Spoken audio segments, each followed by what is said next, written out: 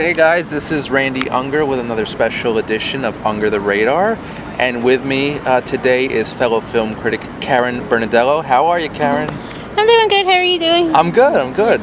It's a little hot today in the city, but it's all right. Yeah, a little rainy, but you know. Little rainy, Yeah. little hot, very moist. But yeah, basically we're going to be reviewing 3 films today. 3 interesting films, very different subject matter in each, but all pretty decent, most of them decent. The first one we're going to talk about is The Only Living Boy in New York, which stars Caleb Turner as a recent college graduate who witnesses his father cheating on his mom with Kate Beckinsale. And this then starts him on a journey of self-discovery, and what did you think? I thought it was like pretty typical, straightforward drama. He was trying to figure out what he wants to do with his life and kind of find direction with relationships and work and his career and everything. I thought he was really strong in his performance, kind of like a breakout role for him, but that was the main thing that really stood out for me. Yeah, I liked his performance. I didn't love it, but I think he's an actor to check out, to see. You want to see his progression and how far he can go. He had a very, very young guy, but he had this maturity about him. So that's what I liked about the role and the actor behind it. I think my favorite performance from the film was Jeff Bridges.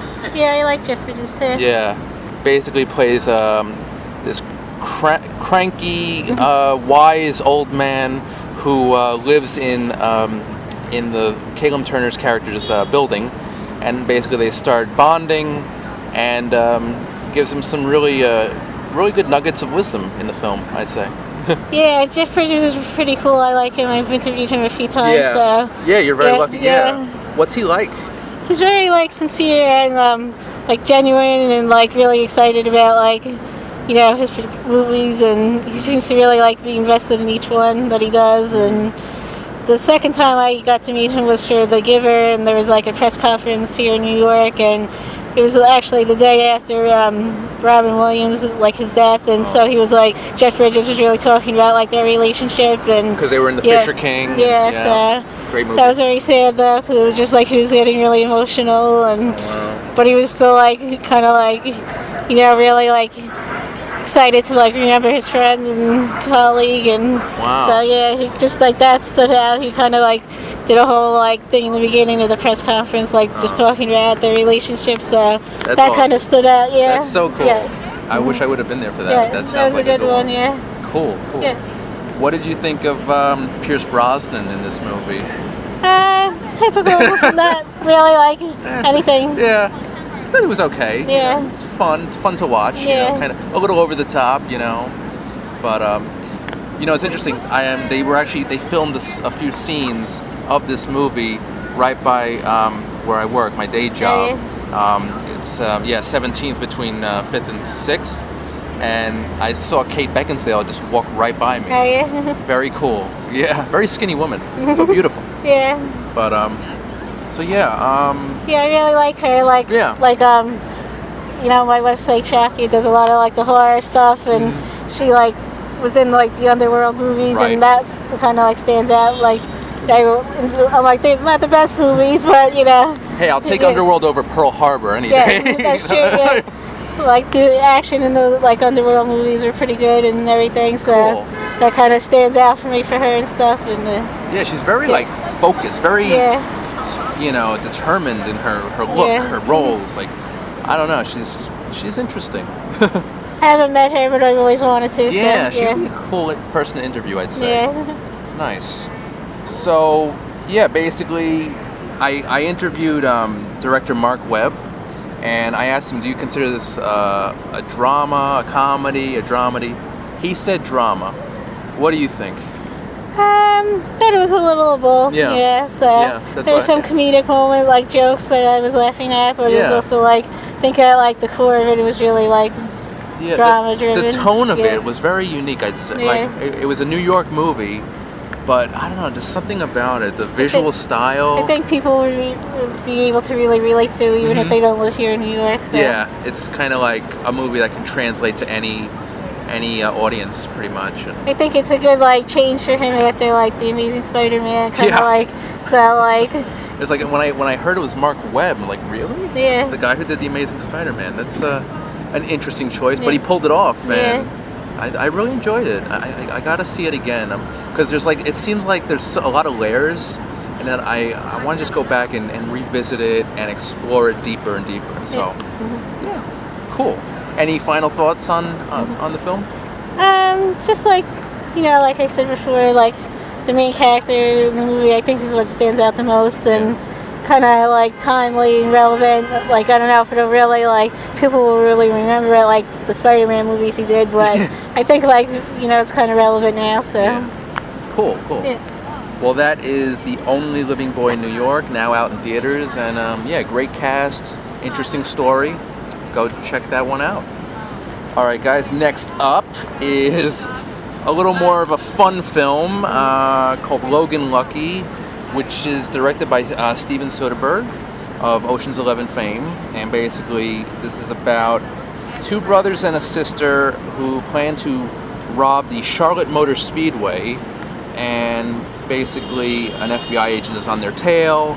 And it's basically an action comedy filled with hijinks and colorful characters, zany turn of events.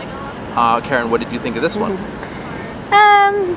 I thought it was interesting. Like it had its comedic moments too. I don't think people will really remember this one as much as like Ocean's 11 and stuff. But I thought it was like amusing. Like the actors were good together and stuff. So kind of like not like the biggest like return for movie directing for him, but it was interesting. Kind of, he's like trying to recapture the magic. It seems.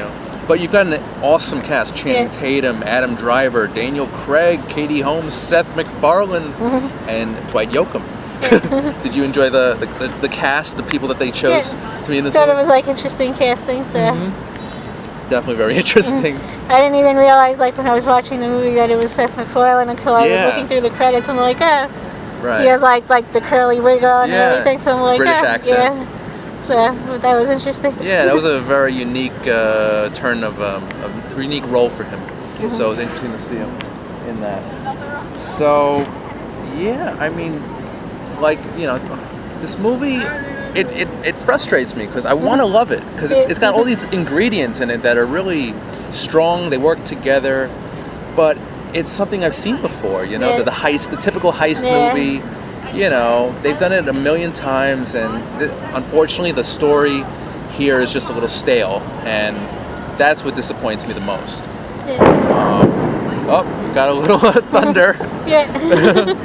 Overall, a decent movie, not great, but kind of fun. This will definitely turn up on Netflix. I can see that. Is there anything else that stood out to you that? I mainly went to see it because Channing Tatum, obviously, Of course, yeah. But overall, like I said, like the characters were good. Like their his like relationships, like with Adam Driver, I thought was good. And agreed. Like they're playing the brothers and stuff. And Channing Tatum and Adam Driver, they look nothing alike, but you could actually believe that they are brothers. So it's pretty cool that dynamic. And of course, Daniel Craig gives a nice over-the-top performance. I think he might have been the highlight in the movie for me.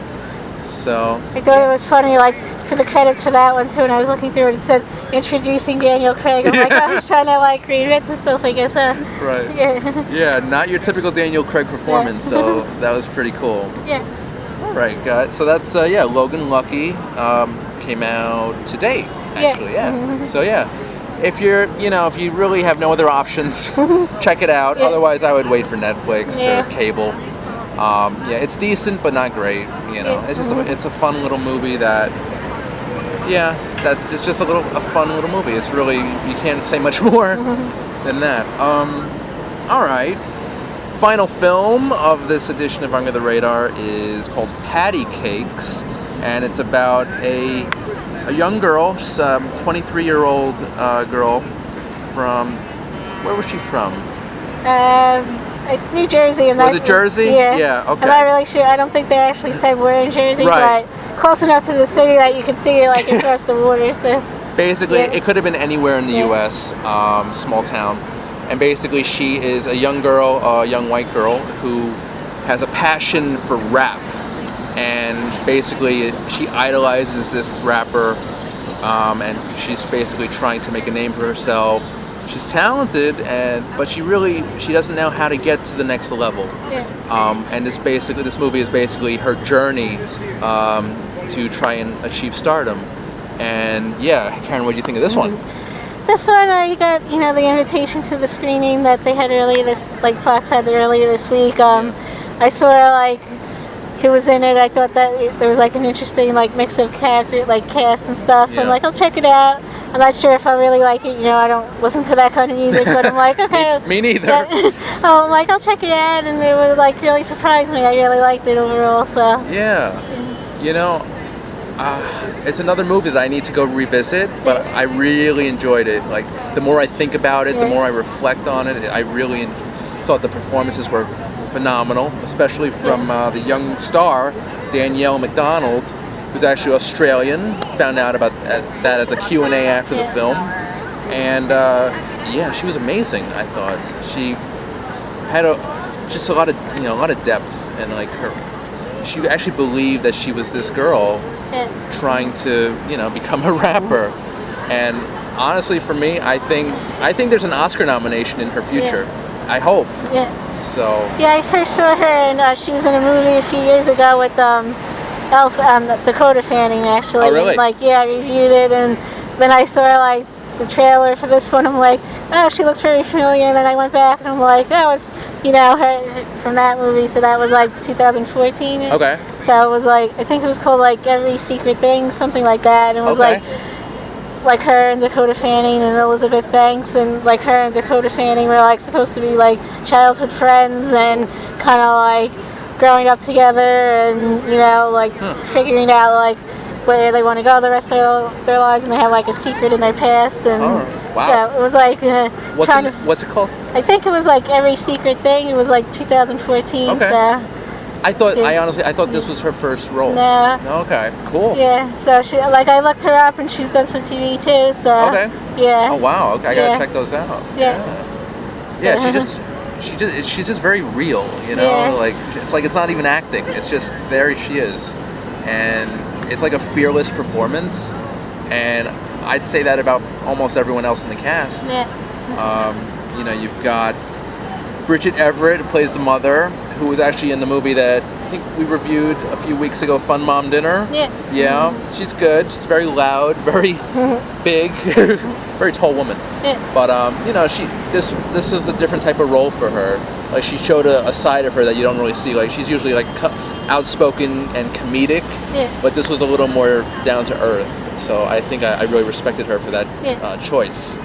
And you've got Kathy Moriarty, who played a woman in this film a lot older than her actual age. Yeah. I went to Wikipedia and looked her up, and she's actually 56, and I think they made her out to be maybe 70s in this. Yeah. So that was an interesting choice. Yeah, when she was at the Q&A too, and I was surprised when she went up, and I'm that was her. Yeah, yeah, it's very cool, very unique transformation. Yeah. And pretty much everyone else in the cast, I really enjoyed the work that they put into this film. It's a small movie, but I think over time, with more publicity, I think it'll get bigger and bigger. And, I first heard about it when it was coming out at South by Southwest, and it definitely feels it did well on the festival circuit, and now people are going to finally get to see it, and I think it's going to get some attention, like you said before, media awards and stuff. An Oscar nomination. I'm really hoping that she gets at least a nomination. Yeah.